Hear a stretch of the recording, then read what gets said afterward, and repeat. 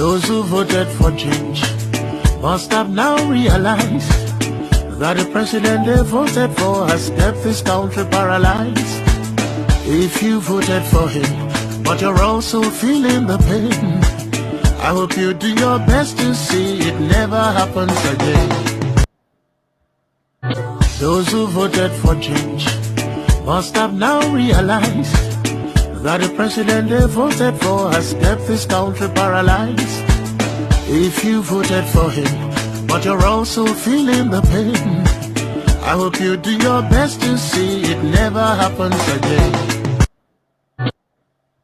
Those who voted for change must have now realized that the president they voted for has kept this country paralyzed. If you voted for him, but you're also feeling the pain, I hope you do your best to see it never happens.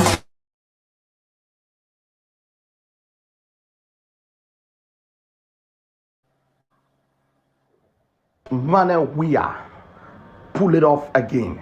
Can the discredited footballer turned politician turned president secure a second term despite hardship and large defection of his youthful urban support base? His pivot to the interior, would that yield any fruit? Is division in the opposition enough for Weah to clinch a second term?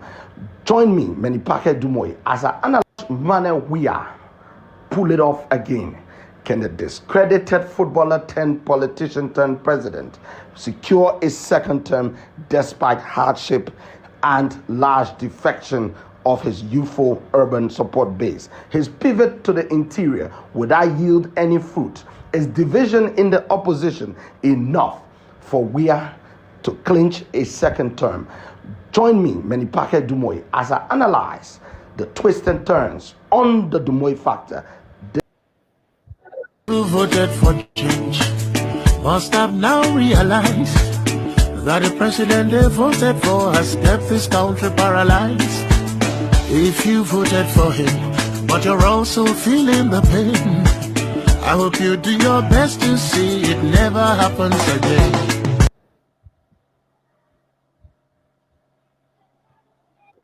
From 10 a.m. to Can George Weah pull it off again? Can the discredited footballer turned politician turned president secure a second term despite hardship and large defection of his youthful urban support base? His pivot to the interior, would that yield any fruit? Is division in the opposition enough for Weah to clinch a second term? Join me, Menipake Dumoy, as I analyze the twists and turns on the Dumoy factor this and every weekday from 10 a.m. to 11 a.m.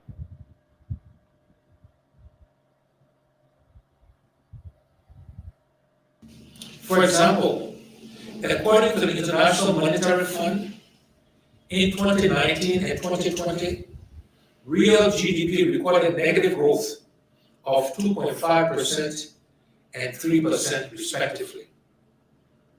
Of course, we can blame the COVID-19 pandemic, but mismanagement, lack of accountability, poor planning, and corruption have continued to haunt the administration of our government. Some of our leaders continue to invest themselves in dividing Liberians, mainly along the line of tribe, religion, gender, and political association.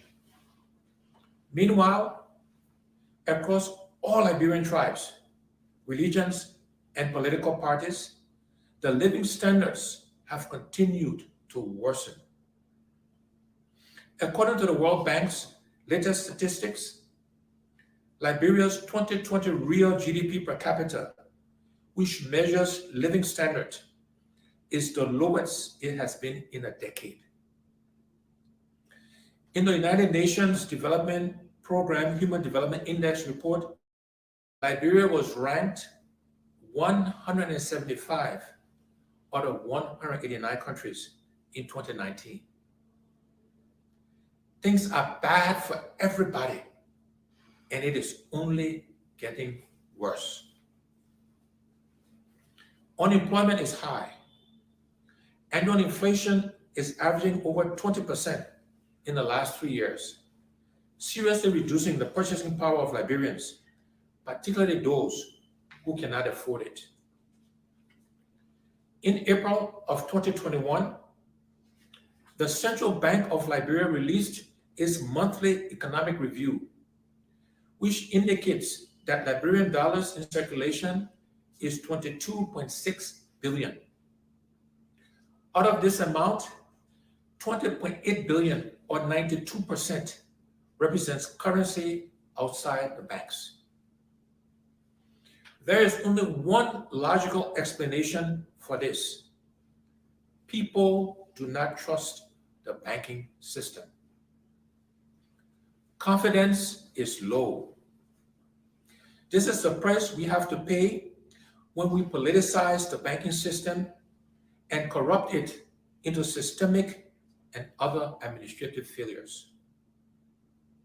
These failings, combined with non-performing loans of 26.9%, pose a high risk to the stability of the nation's financial sector.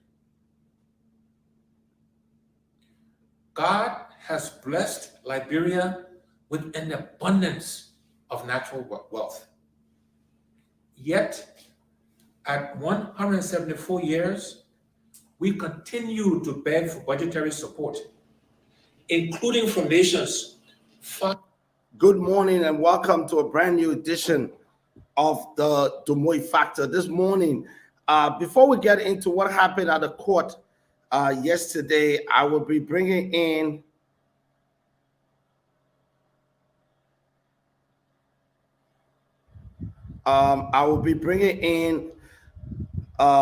former Senator John Balut of Maryland County.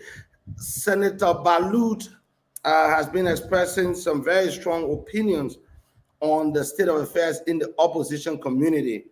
I thought to bring him on here so that we can get into it. He's particularly disappointed that at such a crucial stage in the electoral process, the opposition is finding it difficult to sing from the same hymn book. Without much ado, I have Honorable John Balut, Ambassador John Balut, former Senator of Maryland County. So whoever is handling the camera for Senator Balut, please go closer so we can see the man. Good morning, Senator Balut. Well, good morning. Yeah, I think you're right. This has to be adjusted. Right. Is it better like this? You're way better. You're looking sharp, I must say, on this Armed Forces Day. Happy Armed Forces Day. Well, thank you. Thank you for the compliment, and wish you the same. And to all of the people in our country, happy holidays, happy Armed Forces Day, and may our country move forward. So, Honorable Balut, I listened to you on Julius J's OK conversation, and you are not happy with the leaders of the CPP. Why is this? Well, you are right. I'm not happy. It is not just that I am not happy. A lot of people are not happy, including yourself, I may correctly assume. But I'm just taking the lead to start the discussion, to expand the debate outside of the little confines of the rooms, the meeting rooms of the CPP leadership, to include the participation of the first and foremost beneficiary if things go well, and the first and foremost victims if things go wrong, the people themselves. So sometimes when we have made efforts, a lot of efforts, based on our own role in society, our own stature in society, we've tried to do all of these back-channel, backdoor diplomacy, shuttling from one leader of the CPP to the other. And it's very frustrating to see that with all the efforts made, not just by myself, with a lot of other people, there's still no progress. Everyone is stuck in their ways, fixed in concrete.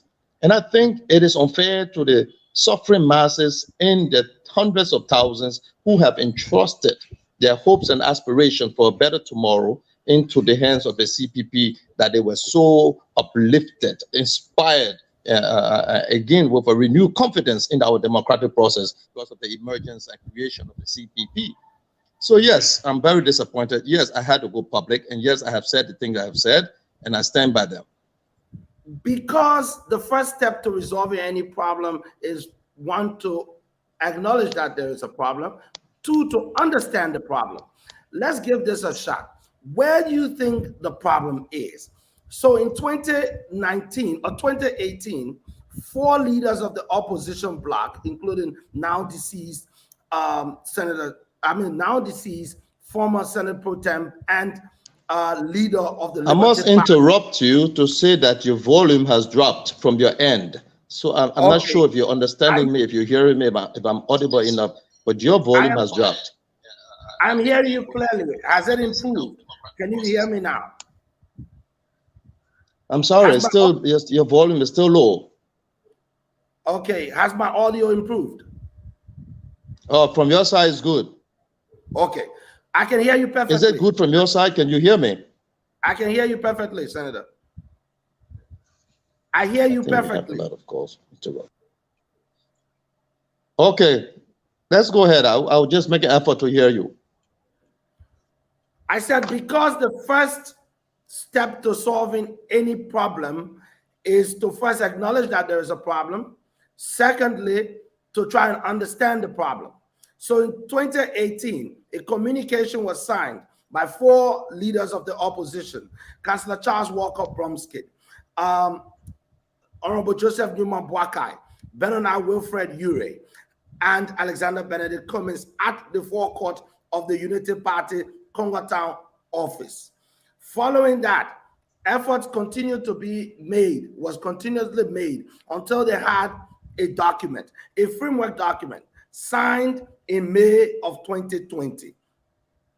That document laid out how we will select a leader, how all of the parties will work together to draw up a plan to select a single slate of candidates from the presidency all the way to the House of Representatives. What went wrong? Well, I would say what I've always said in all of my interviews since I've spoken about this issue. To go into details is to dig old wounds and further complicate the issue. And I'm being very strategic by design to avoid details. I am not taking sides, and I'm not venturing into the details. I'm looking at what the people of Liberia are saying every day. What are they saying? They're saying the leaders that they have so much confidence and respect for behaving very irresponsibly, carelessly, and recklessly with their hopes and aspirations, and they don't like it. I'm saying leaders who should be wise enough. I'm speaking in specific reference to Ambassador Boakai. I'm speaking specific reference to Alexander Cummings, to Yombli Kanga Lawrence, to Benoni Ure. These are prominent citizens of this country, very intelligent people, people who have established for themselves a record and credibility that the country believes in. How in the world can they sit there and see such a beautiful experiment, such a beautiful creation that is not just good for the CPP, but the entire country, including those in power today, so that they will benefit even when they're not in power from a good government? How can they so recklessly allow this to deteriorate to the point that we have seen Liberty Party broken down into pieces, and there's no attempt to reconcile the two sides? We've seen, and I just made reference to a press statement, an interview by Mr. Bility on a Grand Bassa television, a radio program, where they have given an ultimatum, according to their constitution, that in 13 or 14 or some number of days to come, if those suspended don't pay their dues, they will be expelled from the party. Can you imagine the level of deterioration? And I'm not speaking in any way to question the constitution. I'm not speaking in any way to interfere in the personal matter. I'm just saying what everybody is saying, that the division of this Liberty Party should not be condoned by anybody, including the partisans of the Liberty Party. And it should not be condoned by Ambassador Boakai, neither Alexander Cummings, neither Bernard Ure. No, neither, including Yombi Kanga Lawrence herself. At some point, if the sacrifice, even the ultimate sacrifice, must be made to salvage and save such a beautiful party, it must be made. The further deterioration today, we see, like I said, Alexander Cummings being delivered to the government on a silver platter, something the government has been wishing for. Something that they've been wishing for to see how they can break up the CPP, such a powerful political force. If they had gone after Cummings or gone after Boakai or Ure or Lawrence themselves, it would have given them the worst PR they could imagine. It would have made them the political boogoo band in this country. It would have been very counterproductive. But here we are. Leaders, the CPP themselves, have given Ure, Cummings over on a silver platter. It's not even Christmas. They've given these people Christmas present. You understand me? And this is wrong. And I just listen again further into this ruling, how he's been given a 72 hours ultimatum by the courts. And now they're taking, what is going on here? For whatever reason they are where they are, it has to stop. And it has to stop now. And there must be progress right now made to reverse this thing and salvage what is left of the CPP and make sure that they try to recondition the CPP into its functioning state that can serve the purpose intended, that is to win the election and save this country. And you started to go into some of the causes. I think there's only one cause. One. It is to determine who will be the standard bearer and vice standard bearer of the CPP. That's all. Okay, let me hold you there. I see the passion, but is there a plan? How would you get Ambassador Joseph Newman Boakai of the Unity Party and Alexander Benedict Cummings to work together? I guess the question I'm trying to ask, and I'm running around the bush, is the CPP salvageable? Have you waited too long? Is it too late to try and save the CPP? No, I'm not hearing you well. Put this thing back. 1 second, please. Let me see if this can be adjusted. Yeah. If they could give you hello? A headset, that would help. Yeah, hello. Well, okay, just you were saying, how do I expect? Go ahead, please.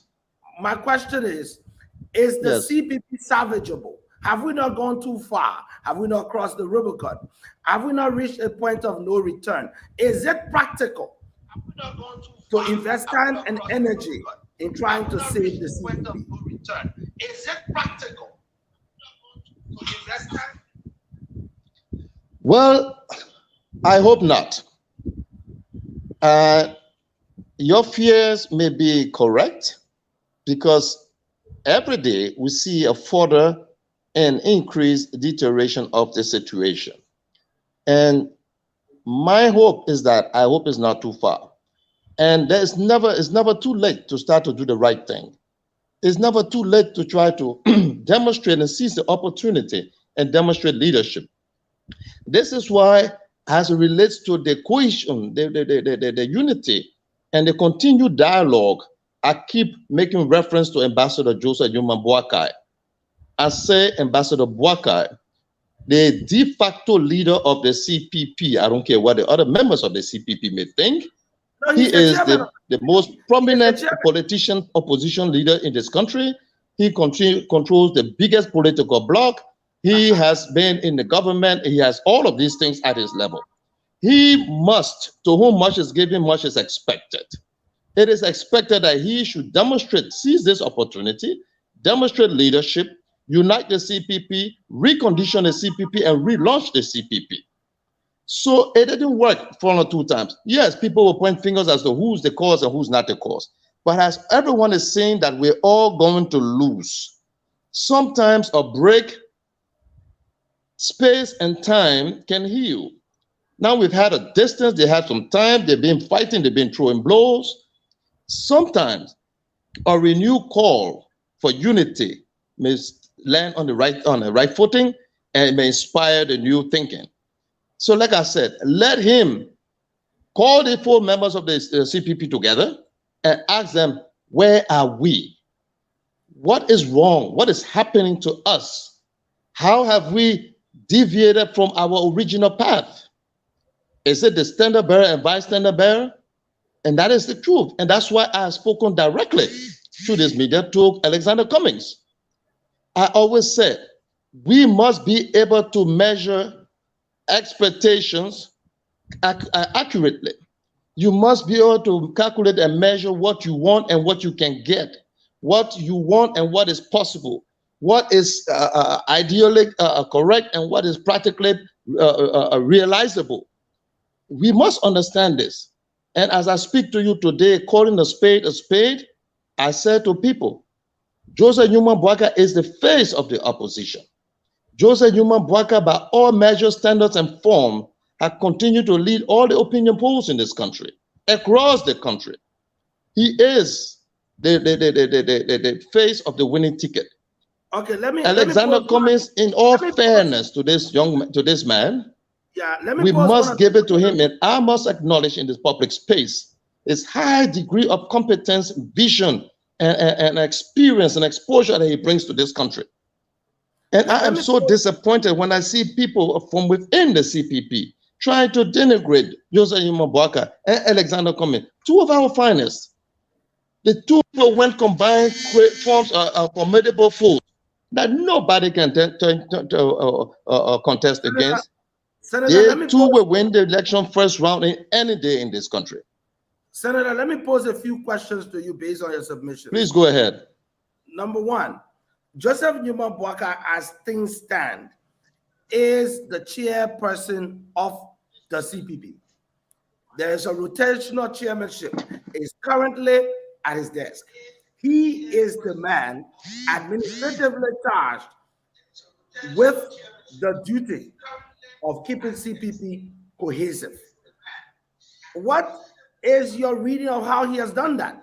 He has an 8-month tenure. The clock started ticking in October. In October, Joseph Newman Boakai gave a very inspiring speech. I don't praise him a lot, but he gave a very inspiring speech at the Unity Party headquarters, where he said they will plant their feet so deep that success will be the only outcome. Less than 3 months later, 4 months later, we are in the courts. There are arrest warrants. There are CPP versus CPP. What is your reading? Since you usually call a spade a spade, what is your assessment of the leadership so far?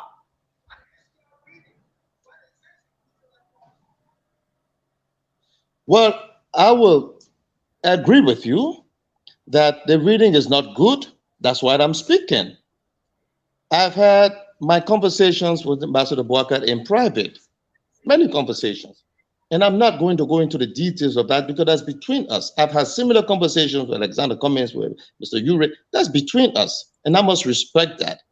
I'm not going to make any reference to what we discussed, except to say that we've not made progress. Now, I think, like you, that Ambassador Boakai should demonstrate that leadership.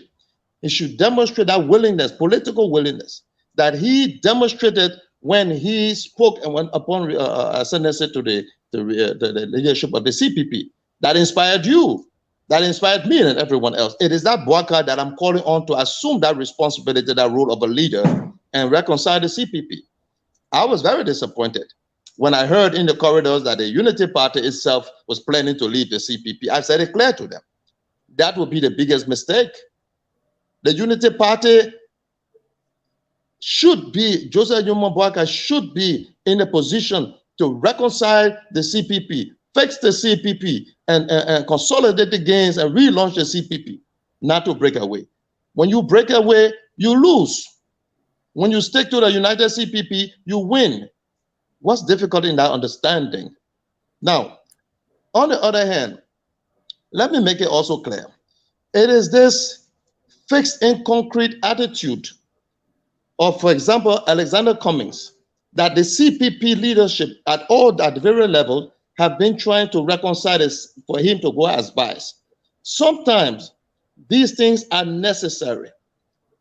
Cummings' competence is indispensable to this country renaissance.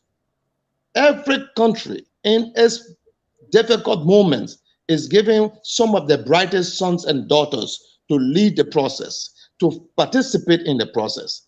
I consider myself one of them. I consider you, my brother, one of them. I consider Cummings one of them. I consider Bwaka. We are all great people in this country.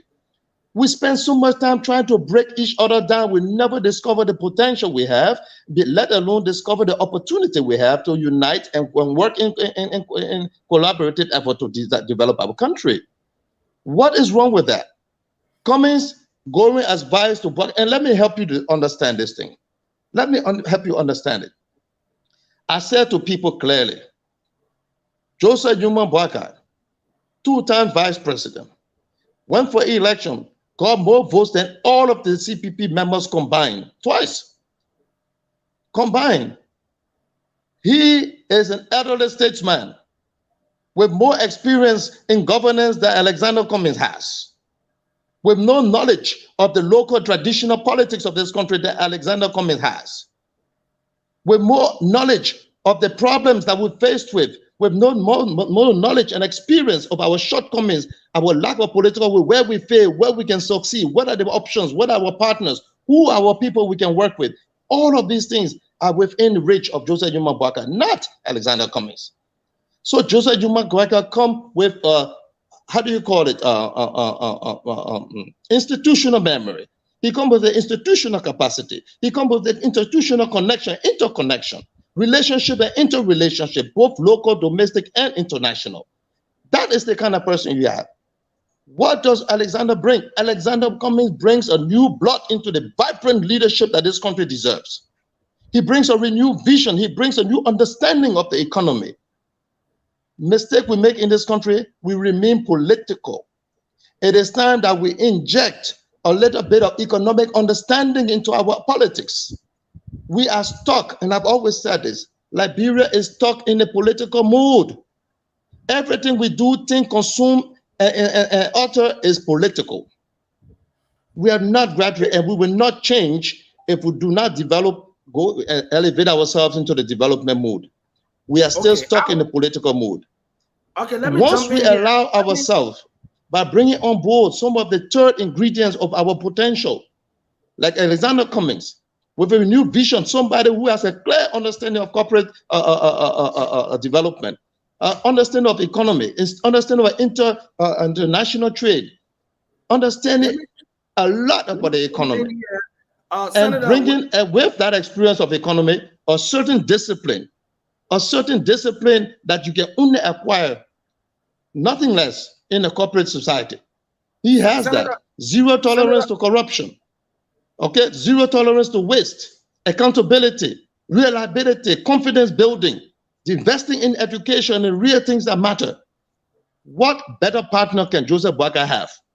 Why is Alexander Cummings not understanding that it doesn't have to be him at this time? When I say in clear terms to him, somebody I respect, but I'm compelled to speak to him in clear terms, that his competency doesn't match his available electability right now.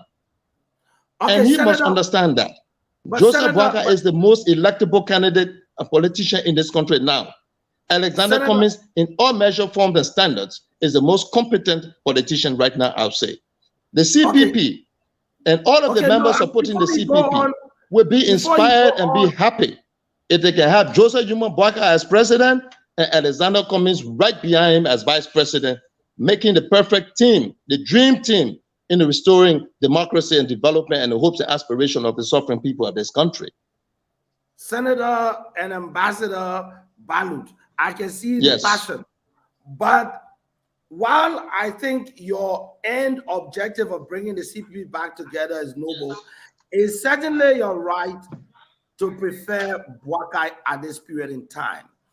And you will also agree with me that the CPP supporters are not homogeneous in their opinion about who should lead at this period. There are CPP members like myself who believe that Cummings is the right man to put on the ticket. Electability will be resolved by the coming together, the unity factor. And George has done such a miserable job that anybody we get behind that has our blessing because we have confidence in their competence can be made to be electable because of our joint capacity.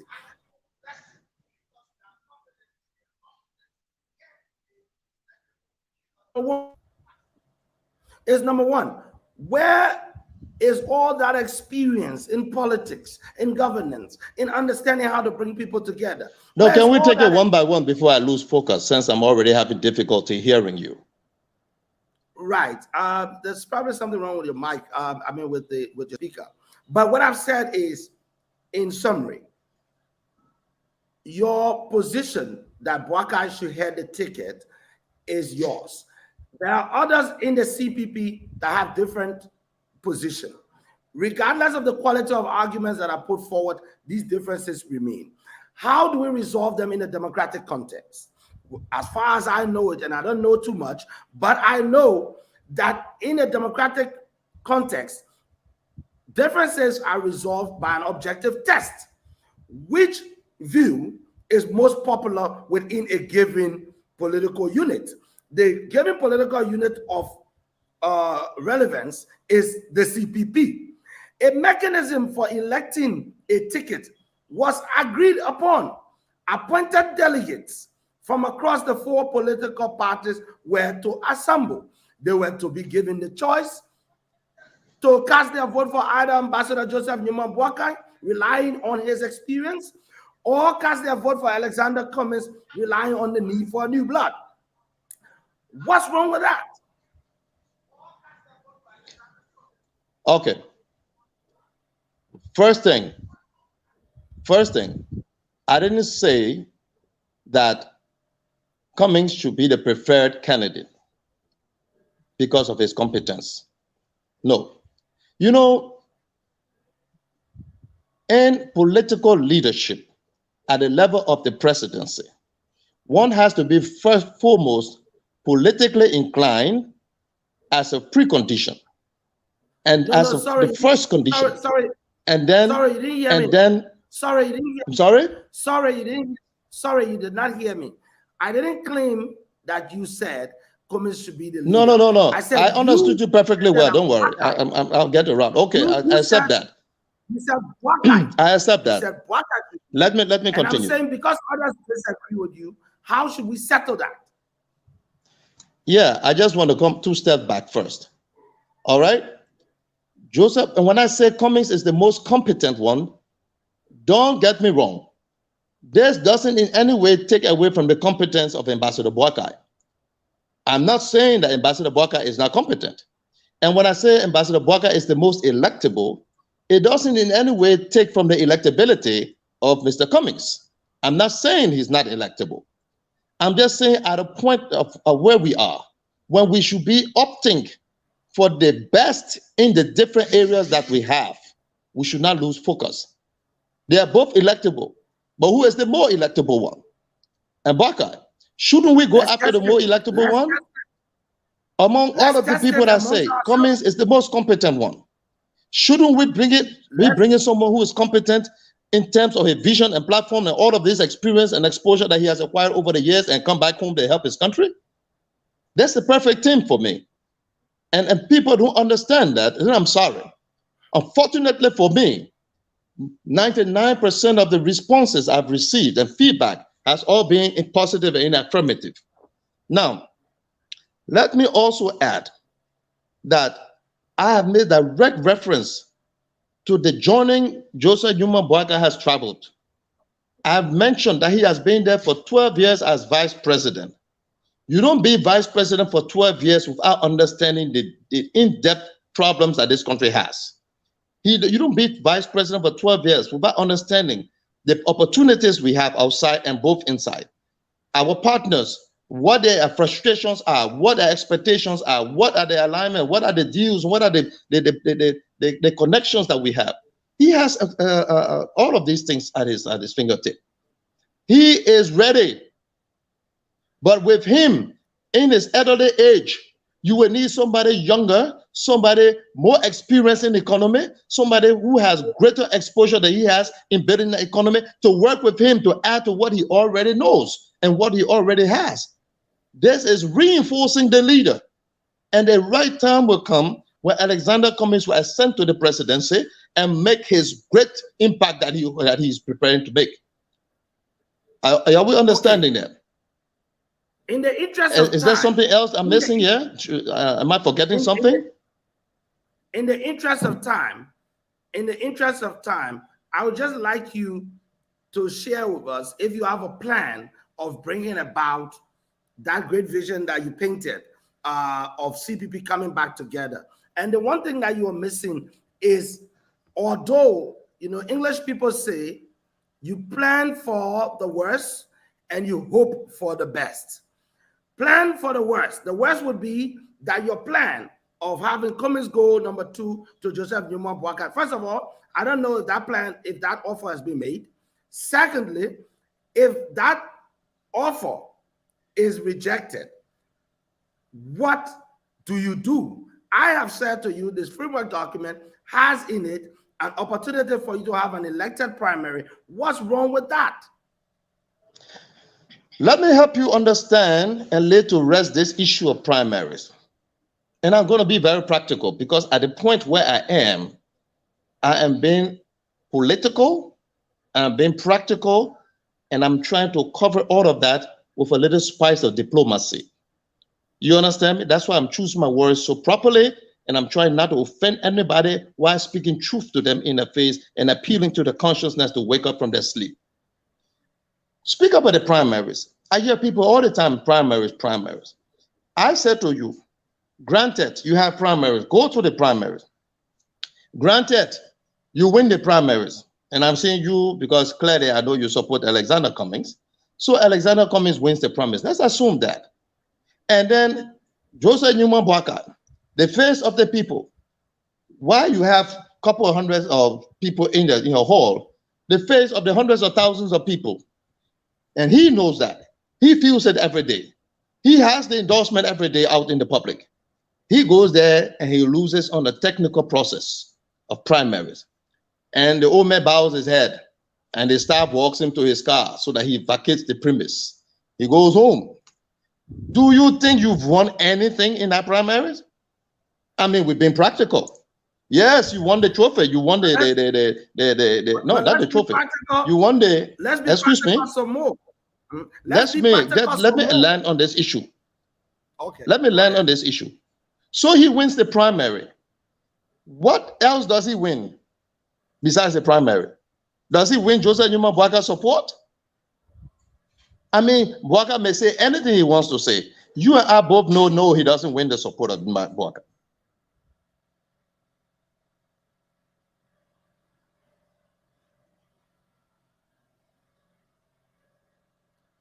I think he's having internet problems, but he's Senator John Balut, former senator of Maryland County, joining me there in an exchange about comments.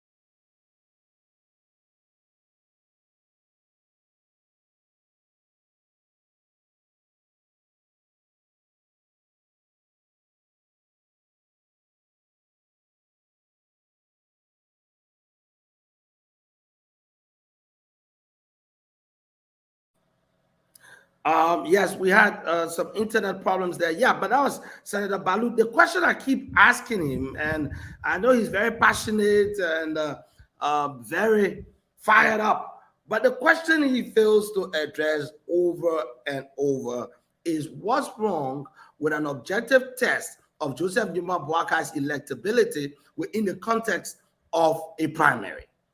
Because it's all well and good to say everybody should come together and sing Kumbaya and we're all brothers. But at the end of the day, we differ. We have differences in opinions. In a civilized society, they put it down to a vote. And the will of the majority will prevail. Nothing wrong with that. Senator John Balut, I respect him for speaking truth to Joseph Nimabwaka in stating that Bwaka working along with the government to prosecute Cummings or seeming quiet while this happened is absolutely wrong. But I definitely have been challenging him on his question of Bwaka is the best person to lead the country at the moment. Because where is that showing? And I asked him to give me his reading of Joseph Bwaka's 9 months reading, 8 months tenure at the helm of CPP. He is the head of CPP. How is CPP doing? I think that is a sign of how Liberia will do under him. Because he that is not faithful in little things, I know my pastor told me, will not be giving greater works. You have to be faithful in little things. You have to be diligent with little tasks. Indeed, that's how people decide to increase their confidence in you. He's talking about winning polls, and we're going to get to that. I hope, he will call. He will call back. I will send him a link, and then get back to discussing the main topic. Pull it off again. Can the discredited footballer turned politician turned president secure a second term despite hardship and large defection of his youthful urban support base? His pivot to the interior, would that yield any fruit? Is division in the opposition enough for Weah to clinch a second term? Join me, Menipake Dumoy, as I analyze the twists and turns on the Dumoy Factor this and every weekday from 10 a.m. to 11 a.m.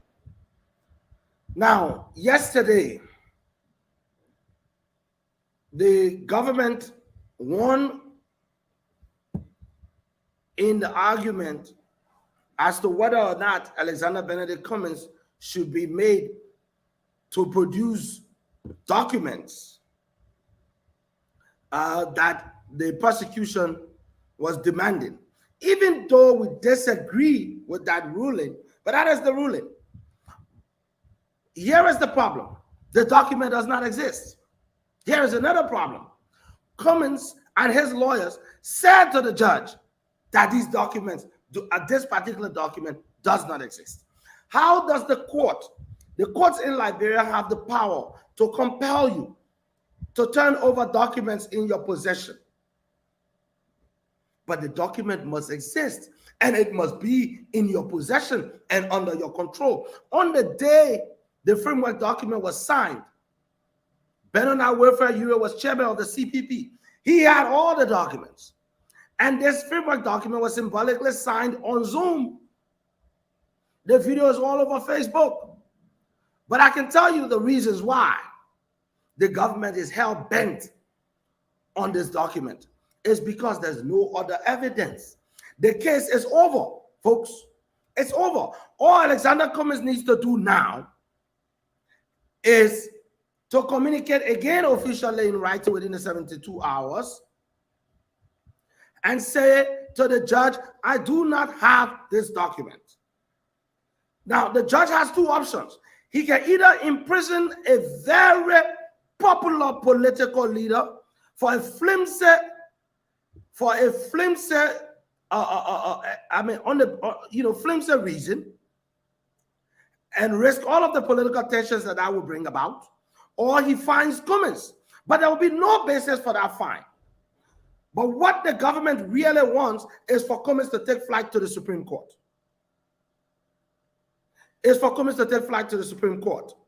So that this case delays. I have it on good authority that this is all the government wants. Just give me a second. I'll address a technical. Weah, who voted for change must have now realized that the president they voted for has kept this country paralyzed.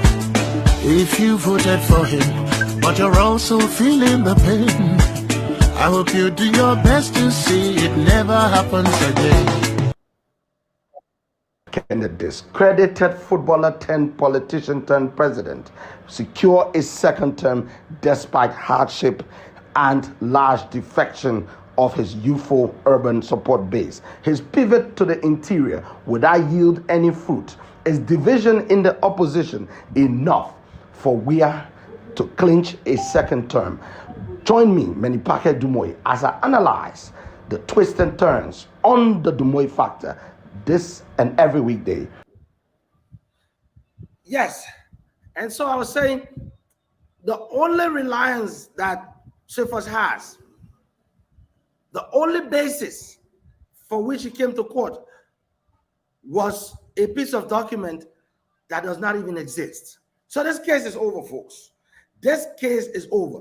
So the judge takes a decision in the next 72 hours when Alexander Cummings and his lawyers go before him and say, Your Honor, we don't have this document. With the greatest of respect, the document does not exist. We cannot manufacture a document. There is no document of this nature. The judge decides whether he sends Cummings to jail or he chooses to fine Cummings, which will be ridiculous. But he has to make that decision. We are not going to any damn Supreme Court. Nobody going to the Supreme Court.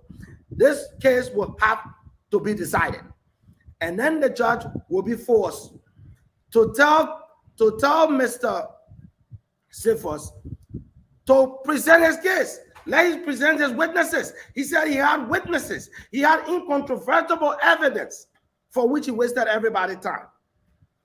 Honorable John Balut is here, is back on. I'll just complete my conversation with him before I wrap up the show. Welcome back, Honorable Balut. Well, thank you. Again, okay. I am hoping that we get this thing very clear. I'm not saying that Ambassador Boakai is working along with government to destroy Cummings or to do this or that. No. I'm saying the conflict in the internal conflict in the CPP has left them so blind and confused that they are all fighting each other to the point that they don't know where to stop. By taking this thing to the court, they don't know that they have handed this man over to the government on a silver platter. They don't know that they have handed the demise of the CPP over the silver platter. And this is wrong. Okay? And let me say this, my dear friend and brother. I always said to you, the main cause of this division and conflict is who's going to be standard bearer and vice standard bearer. But let me add another reason for this conflict. The other reason for this conflict is drawn from the supporters of the members of the political parties in the CPP. For example, if you listen to people speak of Joseph Yuma Boakai the way they speak of him, how does it help it knowing that you have people in your camp speaking in terms not worthy of addressing each other? And in all fairness, this is the same with people from Joseph Yuma Boakai speaking about Cummings in a way that is so disrespectful and disgraceful. The same thing you have people speaking of Ure and are speaking of Yombly in very demeaning and disrespectful ways. This is deepening the crisis of the CPP. And if I should be frank, as I'm speaking to these political leaders head on and speaking the truth to them, let me also address you, my dear friend Dumo. You yourself on your own show, you guys have been overly critical to the point that it's almost disrespectful. You understand me? And I know you've been passionate about your work. I know you're fighting your battle because what the other people are doing to your side. And I know you are a very strong, intelligent person. I hold your ability, your intelligence in very high esteem. You know, I've spoken with you many times, and I am impressed with you. You say you're impressed with me, the feeling is mutual. But pray tell me, my brother, how does it help the CPP when we trade insults and the heads of these different organs that you represent don't call you to order? At least in the public, this doesn't help us. So I want you, as I am attempting to put a ceasefire among the CPP leadership, I'm challenging you to lead the ceasefire in the media warfare against the leaders of the CPP. As of today, Mr. Dumo, use your own platform. Use your platform to start a new thing because I know who you are. We talk in private. We share common thoughts. You are somebody very knowledgeable. As I will not speak of my conversations with the leadership of the CPP in private, I will not speak of our conversation we've had in private. But it's enough to know that I know you to be bigger than what it is on your Dumont show. I know you to be a reconciler. I know you to be a very practical politician who understands the body politics of this country more than most of us political leaders in this country. You are an analytical mind, and you know the way to reconcile these people. It will help you. And if you start that, maybe on the other shows, and I don't want to call names, like I said, I'm trying to stay on the surface so as to not deepen the crisis. But I will speak to you openly because I'm on your show and because I know you. And I know you can take my advice in good faith because I know you better than I know most of the other people. So I'm sending this challenge over to you as I am sending the challenge over to Alexander Cummings, as I'm sending it to Joseph Newman Barker. Let him rein in his propaganda warfare. The same way Benina, you let him rein in his propaganda warfare, and Yombli as well. Let us focus on uniting the Liberty Party. Let us focus on uniting the CPP. Let us focus on bringing Cummings back to the table. Let us focus on resolving the issues. The conflict, the real problem we have is 2023, and that's the victory. And let me make clear to you, no one candidate can win without the united CPP in that CPP arrangement. Not the most electable candidate, Joseph Newman Barker. No, he can't win. He can't win without a united CPP. He can't win without a strong support of Liberty Party, United Liberty Party, and the ANC, and the ALP. No, he can't. And I can tell you most certainly, Alexander Cummings cannot go anywhere without a united CPP, as competent as he is, as popular as Joseph Barker is. And what does that leave the people of this country? Frustrated and reluctantly going to concede to the government in place and move forward with their lives. And this is unfair. And like I said, it's not about the CPP leadership. Each of these people are well off. Each of these people can afford to live their life. They would not have to beg anybody for any support. They don't have the pains that the people go through in their homes. They don't have the children they can feed and the children they cannot send to school. They do not have the families that cannot pay hospital bills and people are dying in a home because they cannot afford anything to treat them. No. And if people don't understand that it's not about them and their ego and their selfish interest being imposed on the people to the extent that they disintegrate the beautiful idea the people hinge their hope on, then shame on them. And all I'm doing is to expand the debate to the level that we call them to order and that the citizens join in this debate. And you, wherever you are, use your platform. This Dumont Factor is a very powerful platform. Use it to start speaking sense and truth to the people. You know, you have won my respect and admiration even more when you invited me on your show. I asked you a simple question. Did you listen to my interview? You say, yes, you follow it. I say, okay. You say you didn't listen to it. I said, go and listen to all of it and still decide whether you want me to appear on your show. Because I spoke truth to your political leader, Alexander Cummings. I spoke truth to Joseph Newman Barker. And somebody else would have said, no, you know what, Ambassador Balut, thank you, but no thanks. I don't want you on the show. You know what you told me afterwards? I asked you, do you still want me on the show? You said, Ambassador, I want you on my show because you spoke about a political issue and we need to expand the political discussions in this country. I respect you for that. You lived up to my expectation. I must commend you publicly for that. Use the knowledge that you have to reconcile this country using that platform. And as from now on, stop speaking about Joseph Newman Barker in a way that is not worthy of that man's credibility, respect, and stature of this society. And let the other people learn from you to stop speaking of Alexander Cummings in the way that we're doing it. Because all of us, like the CPP has delivered Alexander Cummings to the government on a silver platter to be prosecuted, you, the media propagandists of the parties, of the different parties, are also stabbing the CPP in the back, making it difficult for the people to speak to each other. You know what they say? Let me tell you what they say. Did you listen to that boy yesterday calling me these names? And Cummings didn't say anything? Did you listen to a boy? They didn't say anything? That's what is happening. Senator Balut, I've muted your mic. So Senator Balut, I've muted your mic so I can slow you down a little bit because I needed to inject certain things. The people are following us, and you spoke very passionately about the people. I have no issues with the advice. You spoke very passionately. So am I open now? People. Yeah, you are open because I wanted to calm you down so I can inject the people's voices. I speak a lot on this show, so it's fair that you have a chance to speak a lot also. As for a truce, it is suicidal to start for one side to start upholding a peacekeeping agreement. You will all end up dead if the other side is not made to comply. But let me just raise the voices of some of the people that have been following you. There is Sailor Afona. It is suicidal to do what? It's suicidal for one side of a conflict to start implementing a ceasefire agreement without making sure that the other side would too, because all of your men will end up dead.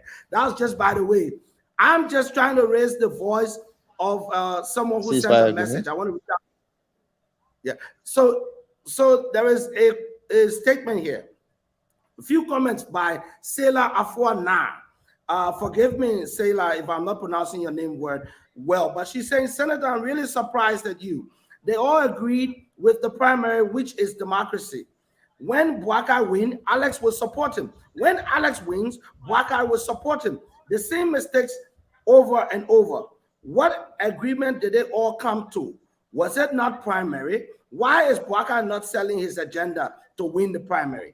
Ellen told Bouakai, I will support you, but you have to fight like I fought to win the presidency. And so people are raising this question over and over. Over and over. What is wrong with testing Joseph Newman Bouakai's popularity internally? Because, Senator, you are a brilliant speaker. You're a master debater. You are both ambassador and senator, which means you're very good with words. Ambassador means you can be diplomatic. Senator means you know about flow fighting and procedures and how to get people that you are equal with. Because in the Senate, there are 30 senators that are all equal. You have to influence people that you are equal with to work your way. So you have a lot of skill at this. What is wrong with saying that we live up to the agreement we signed? That's how relationships get built. We said we're going to have a primary. We have a primary. What's wrong with a primary? Because as persuasive as you are, you're not going to persuade everybody.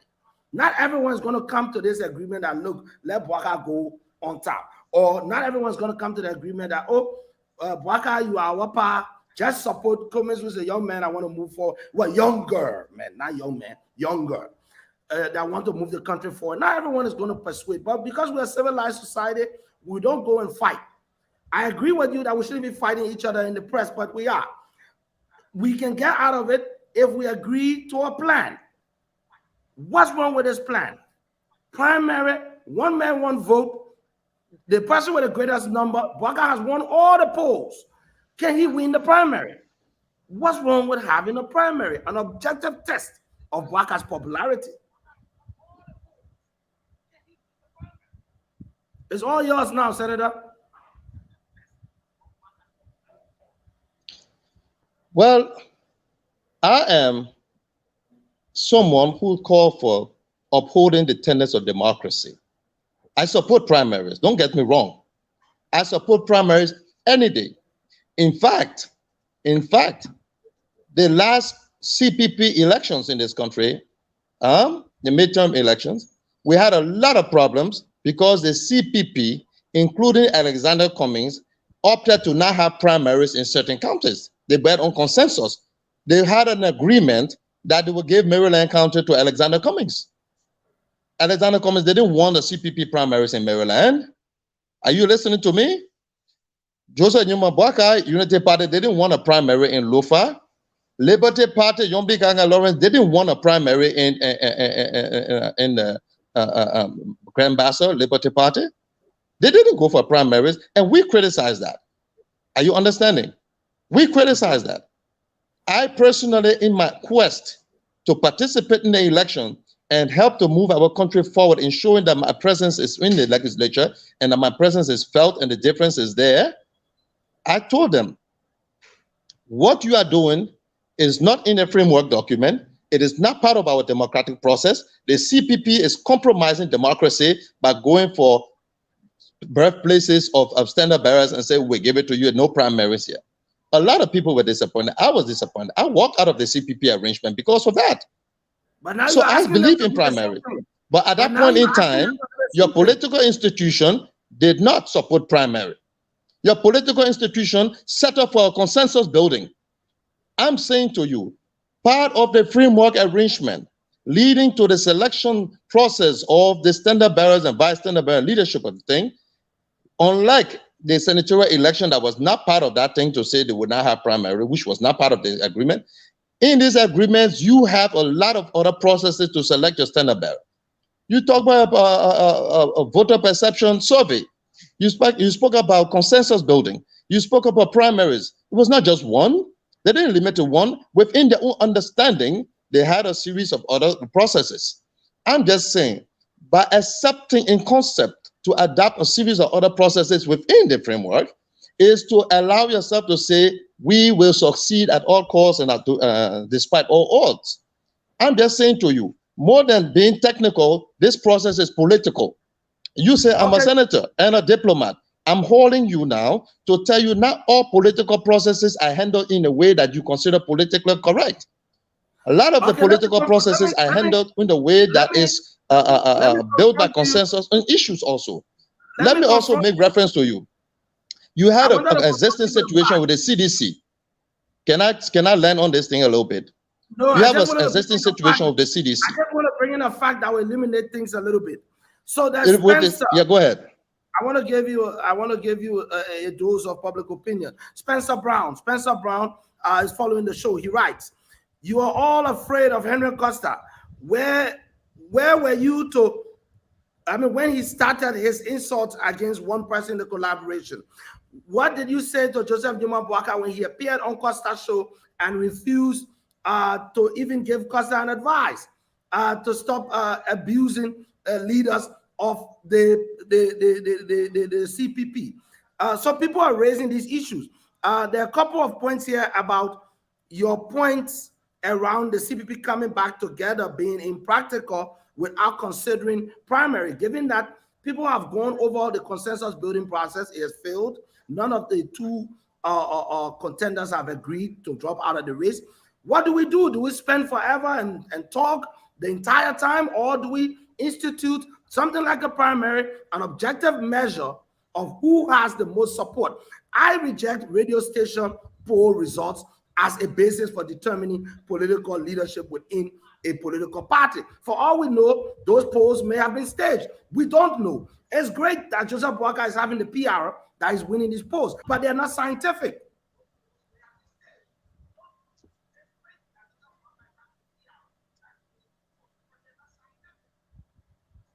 So let me just help you out here. First, I have condemned all of the CPP members for not reining in the aggressive and destructive propaganda machinery. I have condemned all of them. So I think I see you kind of, okay. I have condemned all of them. So I'm not taking sides. I think Boaka should have reined in his propaganda machinery. Likewise, Cummings should have done likewise. And I'm asking you, you see, change begins with an individual.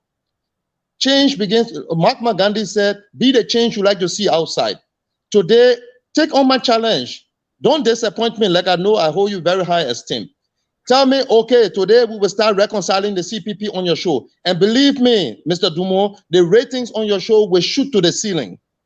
It will shoot to the ceiling, and you will have a greater platform to rationalize your views in this country. You are greater than the role you are playing right now. You are not a front soldier. You are not a foot soldier. You're not a pawn in a chess game.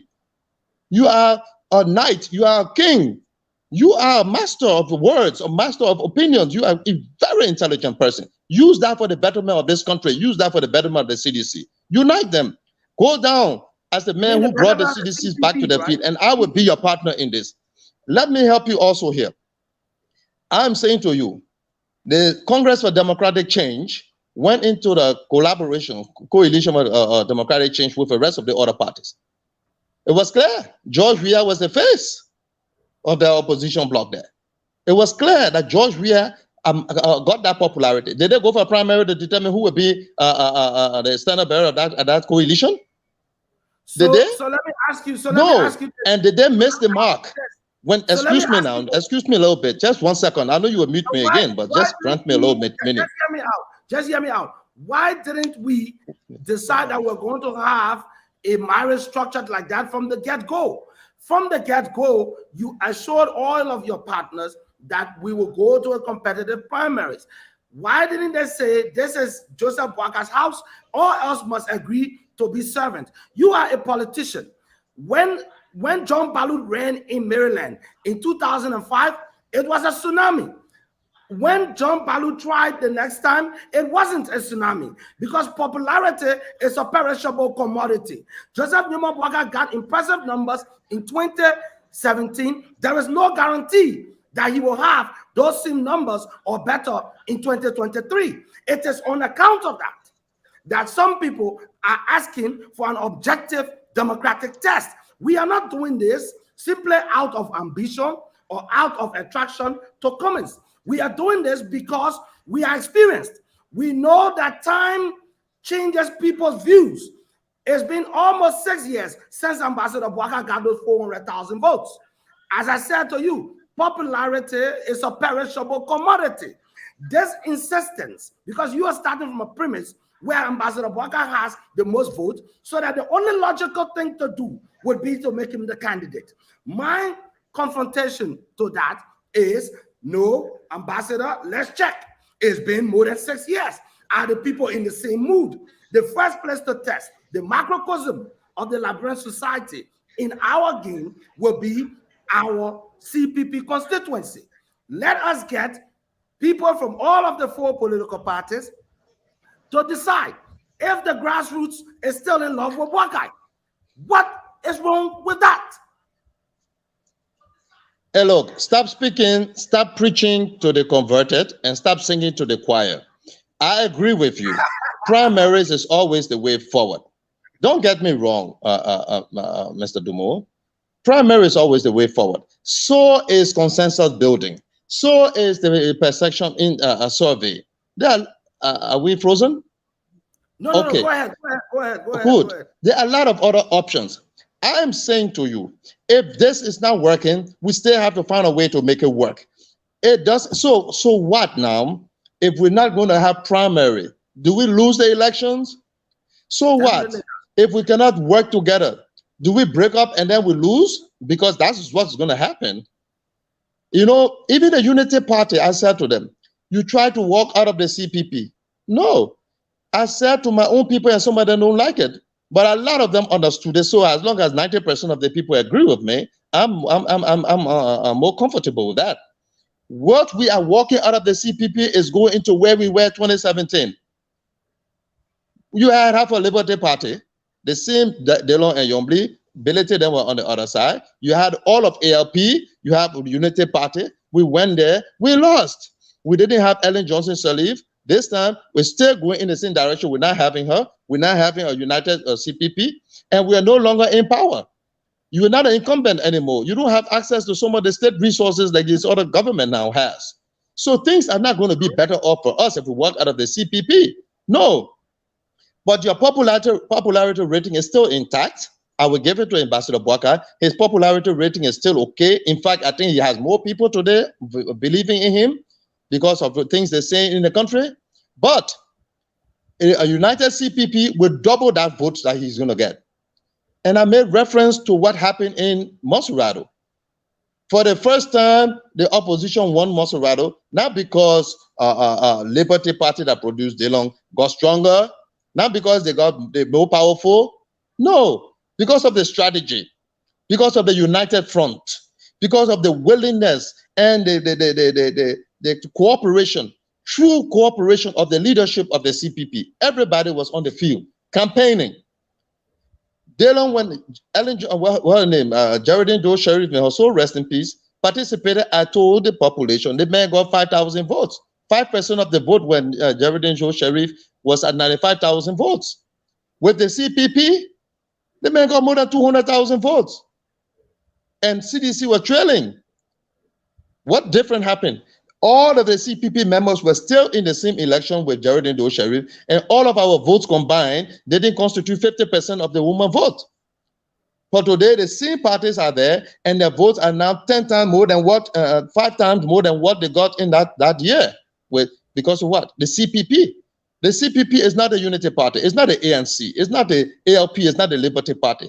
The CPP is a new merger that inspires renewed confidence in the people of this country.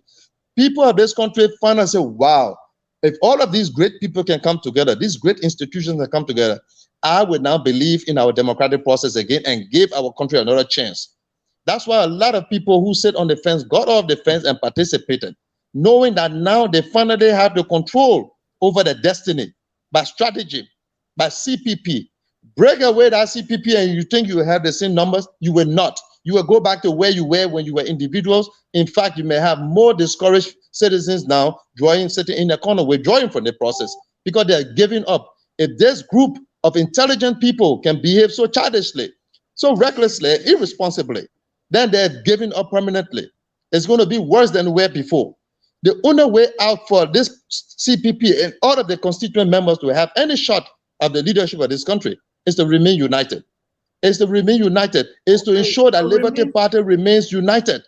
Is to make sure that we behave in a way and stop insulting Ellen Johnson Sirleaf. Stop fighting her because she is your strongest pillow.